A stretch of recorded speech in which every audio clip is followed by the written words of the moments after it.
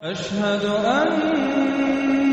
محمد رسول الله۔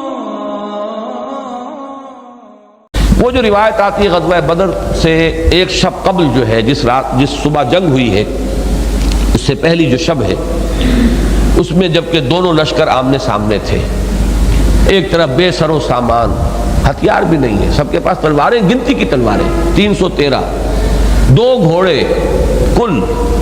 جبکہ وہاں 100 گھوڑوں کا رسالہ ہے اور وہ آہن پوش ہیں، غرق آہن، ہر طرح سے مسلح ہو کر 1000 لشکر ہے۔ تو اس بے سر و سامانی کے ساتھ جب مسلمان آئے ہیں،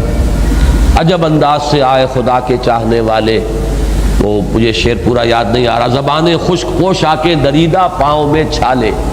تو یہ حفیظ نے جو نقشہ کھینچا ہے اس میں شاہ نامے میں۔ اس رات پھر حضور نے نہایت طویل سجدہ کیا ہے،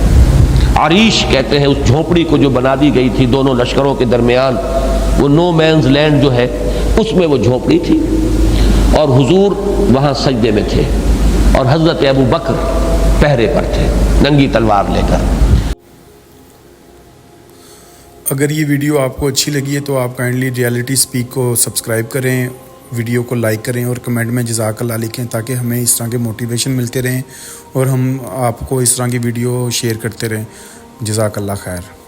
تو حضور نے جب طویل سجدہ کیا ہے اور دعا مانگی ہے تو آخری الفاظ یہ کہے ہیں کہ اللہ اگر یہ 313 کل ہلاک ہو گئے تو پھر قیامت تک تیرا نام لینے والا کوئی نہیں ہوگا۔ یہ الفاظ بڑے جذبات اور بڑی کیفیت ہوگی قلب محمدی پر صلی اللہ علیہ وسلم کے الفاظ نکلے ہیں۔ تو حضرت ابو بکر نے پھر تسلی دی ہے، یہ الفاظ سن کر حسبک حسبک، حضور بس کیجئے بس کیجئے۔ پھر حضور نے سر اٹھایا ہے،